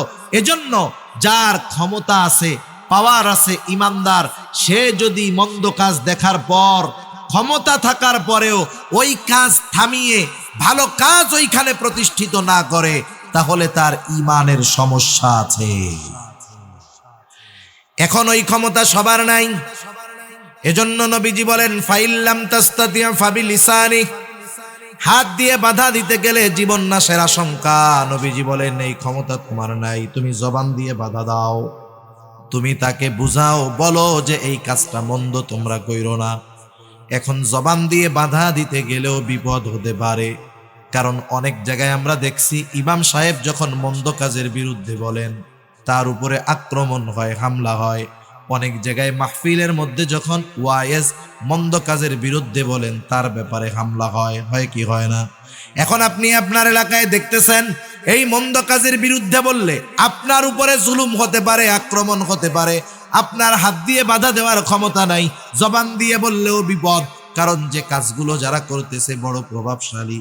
নবীজি বলেন, ফাইন লাম তাসতাতি' ফাবিলিসানিহি ফাইন লাম তাসতাতি' ফাবিকলবিহি, হাত দিয়ে বাধা দেওয়ার ক্ষমতা নাই, জবান দিয়ে বাধা দেওয়ার ক্ষমতা নাই, কি করবা? ওই কাজটাকে অন্তরে ঘৃণা করো। কারণ নবীজি সাল্লাল্লাহু আলাইহি ওয়াসাল্লাম জানায়া দিলেন, ওয়াযালিকা আযআফুল ঈমান, ওই কাজ বাধা দেওয়ার ক্ষমতা নাই, কিন্তু অন্তরে আমি ওই কাজের বিরোধী, এটাও ঈমান থাকবে, তবে অল্প। কিন্তু বাধা না দিয়া যদি ওই কাজের সমর্থন আমি দেই, যেখানেই থাকি না কেন, তাহলে আমার ঈমান না থাকার আশঙ্কাই বেশি। সেজন্য যে কোনো কাজ, মন্দ কাজ, পাপের কাজ, এগুলো দেখলে বাধা দিতে না পারলে, মুখ দিয়ে বলতে না পারলে, কমপক্ষে অন্তরে ঘৃণা রাখবো। আল্লাহর কাছে বলবো, আল্লাহ, আমার তো বাধা দেওয়ার ক্ষমতা নাই, আমার তো বলার ক্ষমতা নাই, আমি দুর্বল মানুষ, আয় আল্লাহ আমি আপনার গোস্বা থেকে আশ্রয় চাই, আমার সাধ্য নাই, আমি তাদের এই কাজের সমর্থন করি না। কারণ মুফাসসিরিনে কেরাম লিখেন, এক এলাকায় অপরাধ হইতেছে, মনে করেন এক জায়গায় অপরাধ হইতেছে, অপরাধের মধ্যে আপনার থাকা লাগতেছে, আপনি সেখানে আছেন ওই এলাকায়, কিন্তু বাধাও দিতে পারেন না, বলতেও পারেন না, কিন্তু তার অন্তরে যদি এইটা থাকে যে আমি এই কাজের সমর্থন করি না, এ কাজের কোনো সমর্থন আমার নাই, আল্লাহ তাআলার কাছে মাফ চাই। ওই এলাকায় থাকার পরেও সে কেমন যেন ওই কাজের সাথে সম্পৃক্ত ছিল না বলে গণ্য হবে। কিন্তু আর একজন আছে সৌদি আরব, ওমরা করতে গেছে, দেশের থেকে যুবকেরা ফোন দিয়েছে যে 14ই ফেব্রুয়ারি আসতেছে ভাইজান, আমরা তো একটা কনসার্ট করতে চাই। আসতেছে না, এই গজবের এক দিবস বানাইছে, 14ই ফেব্রুয়ারি আসতেছে, আমরা তো একটা কনসার্ট করতে চাই। নেতা আছে ওমরায়, নেতা কই আছে? আরে জোরে বলেন না, কোথায় আছে? ওমরায় আছে। আপনি কি বলেন? উনি বলতেছে আমার তো ওমরা শেষ করে আসতে 20 তারিখ হবে। আচ্ছা তোমরা করো। এখন উনি 20 তারিখে আসলেন ওমরা কইরা, কত সুন্দর ওমরা কইরা আসছে। 14 তারিখে গানের অনুষ্ঠান হয়েছে, উনি কি গানের অনুষ্ঠানে ছিল? আরে জোরে বলেন না, ছিল। কিন্তু এই অনুষ্ঠানের সমর্থন কি ছিল ওনার? মুফাসসিরিনে কেরাম বলেন এই লোক শুধুমাত্র সমর্থন দেওয়ার কারণে ওই মজলিসে না থেকেও সে ওই পাপীদের অন্তর্ভুক্ত হয়ে যাবে। এজন্য দুনিয়াতে যখন কোনো অপরাধ সংগঠিত হয়, আমাদের সবার সমান পাওয়ার নাই, আমরা অনেক সময় ঠেকাইতে গেলে বলতে গেলে বিপদ, যদি অক্ষমতা থাকে কমপক্ষে অন্তরে ওই কাজের বিরোধিতা যদি করি, ঈমানটা নিভু নিভু হলেও থাকবে। এজন্য হযরত লোকমান বললেন, সন্তান ওয়া'মুর বিল মা'রুফি ওয়ানহা আনিল মুনকার, ভালো কাজের আদেশ করো, অসৎ কাজের নিষেধ করো। ওয়াসবির আলা মা আসাবাক, ভালো কাজের আদেশ অসৎ কাজের নিষেধ করতে গেলে বিপদ আপদ বালা মুসিবত আসতে পারে। ওয়াসবির আলা মা আসাবাক, এই কাজ করতে গিয়ে তোমার উপরে যদি কোনো মুসিবত আসে তুমি সবর করো। কেন? ইন্না যালিকা মিন আজমিল উমুর, কারণ আমার সন্তান এটা কিন্তু অনেক বড় কাজ। এরপরে হযরত লোকমান সন্তানকে সামাজিকতার শিক্ষা দিচ্ছেন। কিসের শিক্ষা? আরে বলেন না, কিসের শিক্ষা? মানুষের সাথে কিভাবে চলতে হবে, কিভাবে আচার আচরণ করতে হবে হযরত লোকমান সন্তানকে শিক্ষা দিচ্ছেন।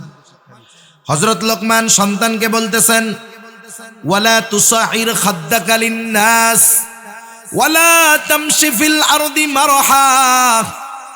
হযরত লোকমান সন্তানকে বলতেছে, তুমি মানুষের থেকে মুখ ঘুরায়া কথা বইলো না, তার মানে অহংকারের সাথে মানুষের সাথে কথা বলো না। আল্লাহ রাব্বুল আলামিন কোরআনুল কারীমের ভিতরে অহংকারের পরিণতি বড় খারাপ জানায় দিয়েছেন। শুধু তাই না, নবীজি সাল্লাল্লাহু আলাইহি ওয়াসাল্লামও বলেন, লা ইয়াদখুলুল জান্নাতা মান কানা ফি কলবিহি মিসকালা হাববাতিন মিন কিবর, যার অন্তরের ভিতরে যাররা পরিমাণ অহংকার থাকবে সে জান্নাতে প্রবেশ করবে না। কারণ অহংকার হলো ওই পাপ যা আসমান এবং জমিনের মধ্যে সর্বপ্রথম সংগঠিত হয়েছে, হিংসা আর অহংকার। আদম আলাইহিস সালামকে ইবলিস সিজদা না করার কারণ হলো হিংসা আর অহংকার। তাকাব্বুর, অহংকারের কারণে আদম আলাইহিস সালামকে সিজদা করে না ইবলিস, তার সব কিছু বাতিল হয়ে গেছে, চির লানত প্রাপ্ত হয়ে গেছে। সেজন্য অহংকার বড় খারাপ এক রোগ। আমরা অনেক সময় আমাদের সমাজে আছে একজন অনেক টাকা পয়সার মালিক, ধন দৌলত, গাড়ি বাড়ির অভাব নাই, সে তার গরিব মানুষ, আশেপাশের গরিব যারা অসহায় যারা, তাদেরকে তুচ্ছ তাচ্ছিল্য করে, আছে না নাই? অভাব নাই। যারা সম্পদওয়ালা তারাও সন্তানদের শিক্ষা দিবে, বাবা কোনো সময় মানুষের সাথে খারাপ আচরণ করবা না। সে যত গরিব হোক, যত অসহায় হোক, যত নিম্ন শ্রেণীর হোক, ইসলামে শিক্ষা দেয় নাই।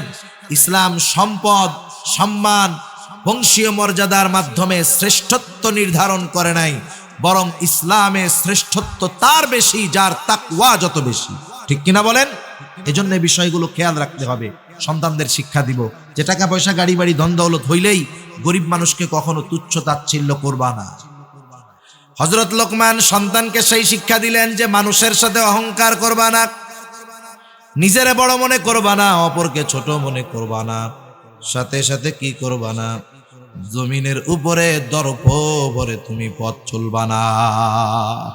মানুষ দেখবেন বুক ফুলায়া রাস্তায় চলে, চলে না? কেন চলে জানেন? অহংকারের কারণে। জোরে জোরে পা ফালায়া চলে অহংকারের কারণে। আল্লাহ তাআলা বলেন ওয়াকসিদ ফি মাশি, আল্লাহ রাব্বুল আলামিন বলেন যে তুমি উচ্চতায় কখনো পাহাড় সম হতে পারবা না, তুমি কখনো জমিনকে বিদীর্ণ করতে পারবা না। ওয়ালা তামশি ফিল আরদি মারহা ইন্নাকা লান তাখরিকাল আরদা ওয়া লান তাবলুগাল জিবালা তুলা, তুমি কখনো জোরে পা ফেলে মাটিকে ফাটাতে পারবা না, উচ্চতায় কখনো পাহাড় সম হতে পারবা না। সেজন্য অহংকার কইরা দর্প ভরে হাইটো না। হযরত লোকমান সন্তানকে শিক্ষা দিচ্ছে যে মানুষের সাথে হাসি মুখে কথা বলবা, সদাচরণ করবা, অহংকারের সাথে কথা বলবা না, সাথে সাথে জমিনের উপরে অহংকারের সাথে তুমি পথ চলবা না। কেন চলবা না? ইন্নাল্লাহা লা ইউহিব্বু কুল্লা মুখতালিন ফাখুর, নিশ্চয় আল্লাহ রাব্বুল আলামিন মুখতাল আর ফাখুরকে পছন্দ করেন না। মুখতালকে ফাখুরকে কষ্ট নয় আর 5 মিনিট থেকে 6 মিনিটের মধ্যে শেষ। মুখতালকে আর ফাখুরকে, মুখতাল হলো যে নিজেকে নিজে বড় মনে করে, মাঝে মধ্যে মনে মনে রসগোল্লা খায়, মনে মনে কি খায়, একা একা ভাবে আমি খুব ভালো আলেম, আমি খুব ভালো ওয়াইজ, আমি খুব ভালো যোগ্য ব্যক্তিত্ব, আমি খুব ভালো শিক্ষিত, একা একা ভাবে নিজের ব্যাপারে যে আমি খুব ভালো। এটা হলো মুখতাল। এটা কে বলেন? মুখতাল, যে নিজেকে নিজে বড় মনে করে। আর ফাখুর, যে অপরকে তুচ্ছ করে, নিজেরে বড় মনে করে, বলে ওর চাইতে আমি ভালো আলেম, ওর চাইতে আমি ভালো ওয়াইজ, ওর চাইতে আমি ভালো ব্যবসায়ী, ওর চাইতে আমি ভালো আবেদ। অপরকে তুচ্ছ করে, নিজেকে বড় মনে করে, এটা হলো ফাখুর। আল্লাহ তাআলা বলেন ইন্নাল্লাহা লা ইউহিব্বু কুল্লা মুখতালিন ফাখুর, নিশ্চয়ই আল্লাহ তাআলা মুখতাল আর ফাখুরকে ভালোবাসেন না। বলেন তো, একটা মানুষের দুনিয়ার সব কিছু আছে কিন্তু আল্লাহ তাকে ভালোবাসে না, দুনিয়া থাকার দ্বারা তার কোনো লাভ আছে নাকি? কারণ দুনিয়ার কিছু নাই, আল্লাহর ভালোবাসা যদি পায় কোনো অসুবিধা নাই। দুনিয়ার সব আছে কিন্তু আল্লাহর ভালোবাসা নাই, এ সম্পদ সম্মানের কোনো দাম নাই, কারণ আল্লাহর ভালোবাসা যে পাবে না তার ঠিকানা হবে জাহান্নাম। এরপরে হযরত লোকমান সন্তানকে শিক্ষা দিচ্ছেন, বৎস কিভাবে চলবা জমিনে। ওয়াকসিদ ফি মাশিক ওয়াগদুদ মিন সাউতিক, তুমি জমিনের মধ্যে মধ্যম পন্থা অবলম্বন করে চলবা, বিনা কারণে অতি দ্রুত চলাফেরা করবা না, আবার অমুসলিমদের মতো একেবারে ধীরে ধীরেও চলবা না, মধ্যম পন্থা অবলম্বন করে চলবা, বিনয়ের সাথে জমিনের উপরে পা ফালায়া চলবা, সুন্নাত পদ্ধতিতে চলতে হবে, রাস্তার ডানে চলবা, নিচের দিকে তাকায়া চলবা, এটা রাস্তায় চলার অন্যতম আদব। ডানে বামে তাকায়া উল্টা পাল্টা কইরা চইল না, কারণ অনেক সময় দেখা যায় এই উল্টা পাল্টা কইরা চলার কারণে বিপদ আসে কি আসে না। ফোনে কথা কইতে কইতে রেল লাইনের মধ্যে দিয়া যাইতেছে, কতজন কাটা পড়ে মরে গেছে, অ্যাক্সিডেন্ট কইরা মরছে, বিনা কারণে দৌড় দিছে, সামনে গাড়ি বাইদা গেছে, বেঁধে মরে গেছে, হতে পারে। সেজন্য অপ্রয়োজনে বিনা প্রয়োজনে অতি দ্রুত চলবো না, একেবারে আস্তে ধীর স্থিরতার সাথেও চলবো না, আস্তে আস্তে পা ফেলবো, মধ্যম পন্থা অবলম্বন করে চলবো ইনশাআল্লাহ। এরপরে সন্তানকে বলতেছে, তুমি তোমার কণ্ঠস্বরকে উঁচু কইরো না, ওয়াগদুদ মিন সাউতিক, কণ্ঠস্বরকে উঁচু কইরো না। আমাদের সমাজে যখন মানুষের সাথে মানুষের তর্ক বিতর্ক হয়, মাঝে মধ্যে হয় না, দুজনের মধ্যে তর্কাতর্কি হয়, কে জিতছে, জিতে কে কন্ত, ওইটা কয় যার গলা উঁচা বেশি, ও বলে আমি জিতছি, দেখছস আমার কথার সামনে কথাই কইতে পারে না। যেটা বড় গলা উঁচু করে কথা বলতে পারে ও মনে করে আমি জিতা গেছি। অথচ যারা বিনা কারণে উচ্চ স্বরে কথা বলে, এদের ব্যাপারে কোরআনুল কারীম বলতেছে যে তাদের কণ্ঠস্বর গাধার কণ্ঠস্বরের মতো, তাদের কণ্ঠস্বরকে গাধার কণ্ঠস্বরের সাথে তুলনা করা হয়েছে। এজন্য সন্তানদের শিক্ষা দিব, বিনয়ের সাথে কথা বলবা। অনেক সময় আমাদের মূর্খদের সাথে তর্ক লাগে, জ্ঞানীরা মূর্খদের থেকে দূরে থাকে। জ্ঞানী যারা তারা কি বলে, রহমানের বান্দাদের গুণাবলীর মধ্যে একটা গুণাবলী হলো ওয়াইদা খাতাবাহুমুল জাহিলুনা ক্বালু সালামা। যখন তাদেরকে উদ্দেশ্য করে কোনো জাহেল কিছু বলে তখন ওরা কি বলে, সালামা, শান্তি শান্তি। তার মানে ভাই ঠিক আছে ঠিক আছে, তুই জয়, যা যা যা। সে কোনো ভেজালের মধ্যে যায় না। আমরা যদি মনে করি যে আমি কথা না বইলা চইলা আসলাম, হাইরা গেলাম, বিষয়টা এমন নয়। এখানে ওই চিল্লাচিল্লি যে করছে সেই হারছে, আর তার কণ্ঠস্বরকে গাধার কণ্ঠস্বরের সাথে তুলনা করা হয়েছে। ইন্না আনকারাল আসওয়াত লাসাউতুল হামিদ, নিশ্চয়ই সবচাইতে নিকৃষ্ট আওয়াজ হলো গাধার আওয়াজ। এখন আসেন, আমরা আমাদের সন্তানদেরকে যদি হযরত লোকমানের এই নসিহাতগুলো করি, ওয়াজগুলো করি, আমাদের সন্তান সম্পদে পরিণত হবে, দুনিয়াও কাজে আসবে, আখিরাতেও কাজে আসবে। সেজন্য আজকের শিক্ষণীয় বিষয়, 1 নাম্বার, আমরা আমাদের সন্তানদেরকে ঈমানের শিক্ষা দিব। আমি অনেক সময় নিজে দিতে পারি না, আমি ঈমান শিক্ষা দেওয়ার নিয়তে আমার সন্তানটাকে মাদ্রাসায় দিয়ে দিব, কারণ মাদ্রাসায় তাকে ঈমানের পরিচয় শেখানো হবে। সাথে সাথে আমিও তাকে নসিহত করব যদি আমি নিজে বুঝি। এরপরে আমরা তাকে আল্লাহর ক্ষমতা সম্পর্কে ছোটবেলা থেকে বিশ্বাস করাবো। ছোট বাচ্চাদেরকে যা বোঝানো হয়, যেই আকীদা, যে বিশ্বাস তার অন্তরে একবার গেঁথে যায় ছোটবেলায়, এ বিশ্বাস তার মধ্যে কাজ করে। কারণ আরবিতে একটা প্রবাদ আছে, প্রত্যেকটা জিনিস তার মূলের দিকে ফিরে আসে, প্রত্যেকটা জিনিস তার মূলের দিকে ফিরে আসে। ওই বাচ্চাটাকে যদি আমি আল্লাহর ক্ষমতা সম্পর্কে বিশ্বাস করাতে পারি, হয়তো শয়তানের ধোঁকায়, আল্লাহ না করুন, পাপাচারে লিপ্ত হতে পারে, কিন্তু জীবনের একটা সময় সে আবার তার মূলের দিকে ফিরে আসবে। দেখেন না, মানুষ যখন ঘুড়ি উড়ায় প্রথমে তো হাতেই থাকে, আস্তে আস্তে আস্তে আস্তে নাটাই থেকে সুতা ছাড়ে, কত দূর চলে যায় ঘুড়ি। যখন আবার সূর্য ডুবে যায়, সন্ধ্যা নেমে আসে, ঘুড়ির মালিক আবার টান দিয়ে ঘুড়িটারে হাতে নিয়ে আসে, ঠিক কিনা বলেন?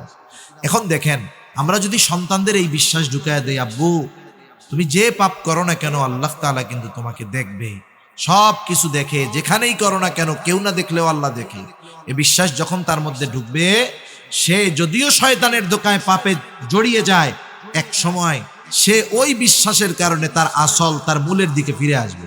এই জন্য আল্লাহর ক্ষমতা সম্পর্কে আমরা আমাদের সন্তানদেরকে শিক্ষা দিব।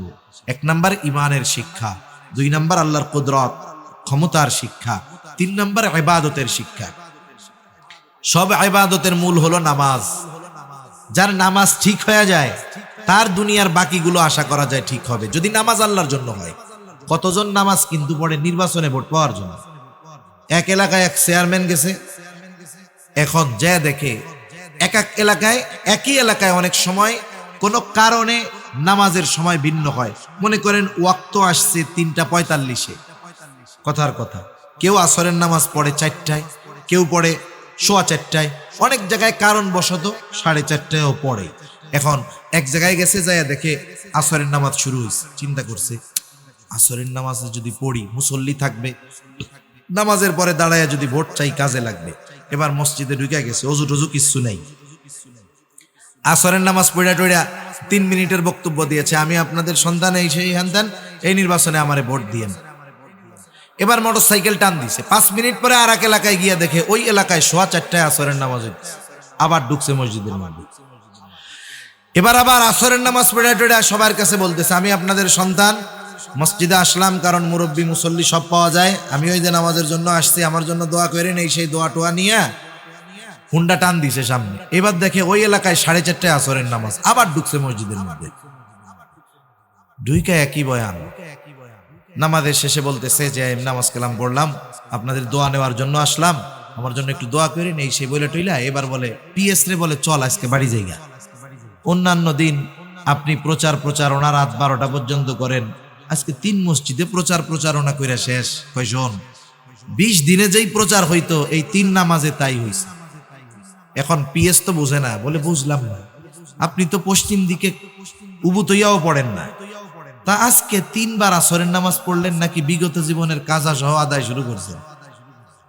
কয় না রে, এটা তো আমার আসল নামাজ না, এটা হলো ভোটের নামাজ। কিসের নামাজ? এই জন্য এরকম সময় কত নামাজি হয়ে যায়।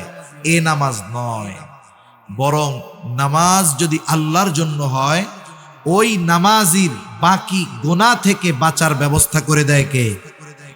জোরে বলেন না কে? ওই নামাজি হওয়ার কারণে, আল্লাহর জন্য নামাজি হওয়ার কারণে তার রিজিকের ব্যবস্থা করে দেয় কে? সেজন্য নবীজিও হাদিসের মধ্যে বলেন, কিয়ামতের দিন সর্বপ্রথম হিসাব নামাজের। যার নামাজের হিসাব ঠিক হবে তার বাকি হিসাব আল্লাহ সহজ করে দিবে। যেমন মাদ্রাসা বা স্কুলে যেই ছেলেটা ভালো লেখাপড়া করে, লেখাপড়ায় ঠেকে না, ওই ছেলেটা যদি একটু দুষ্টমিও করে, শিক্ষকেরা দেখাও না দেখার ভান করে। কি চিন্তা করে যে না, ওর মূলটা তো ঠিক আছে, অপরাধটা যদি বড় পর্যায়ের পাপের না হয়, শিক্ষক ওস্তাদ কিছু বলে না। কেন? কারণ ওর লেখাপড়া ঠিক আছে, ঠিক কিনা বলেন? আর যেটা ক্লাসের মধ্যে লেখাপড়া পারে না, ও প্রস্রাব করতে গিয়ে 3 মিনিটের জায়গায় 4 মিনিট লাগলে হুজুরে কয় এ তো ঘন ঘন মুতুসকে ডায়াবেটিস। মানে দেখেন, ও পড়ালেখা পারে না বিদায় ওর ছোট বিষয়টাও চোখে পড়ে, আর ও পড়ালেখা পারে বিদায় বড় বড় বিষয়ও অনেক সময় ধরা হয় না, বাদ দিয়ে দেওয়া হয়। সেজন্য কিয়ামতের দিন যে নামাজের হিসাবটা সহজভাবে দিবে, তার বাকি হিসাবগুলো সহজ করবেন কে? সেজন্য আমরা নিজেরা নামাজি হব, সন্তানদের নামাজি বানাবো। ইবাদতের শিক্ষা, প্রথম ঈমানের শিক্ষা, আল্লাহর ক্ষমতার শিক্ষা, ইবাদতের শিক্ষা, এরপরে সামাজিকতার শিক্ষা, মানুষের সাথে কেমন ভাবে চালচলন হবে। এই 4 ধরনের শিক্ষা হযরত লোকমান তার সন্তানকে দিয়েছেন। আমরাও যদি সন্তানদের এই উপদেশগুলো দিতে পারি, বাস্তব জীবনে আমলে পরিণত করতে পারি, এই সন্তান আমার আপনার জন্য দুনিয়া আখিরাতের সম্পদ হবে ইনশাআল্লাহ। আল্লাহ সুবহানাহু ওয়া তাআলা আমাদের সবাইকে কথাগুলো বুঝবার, আমল করবার তৌফিক দান করুন। সকলে বলি আমিন। আরো জোরে জবান খুলে বলি আমিন। ওয়া আখিরু দাওয়ানা আনিল হামদুলিল্লাহি রাব্বিল আলামিন। আসসালামু আলাইকুম ওয়া রাহমাতুল্লাহি ওয়া বারাকাতুহু।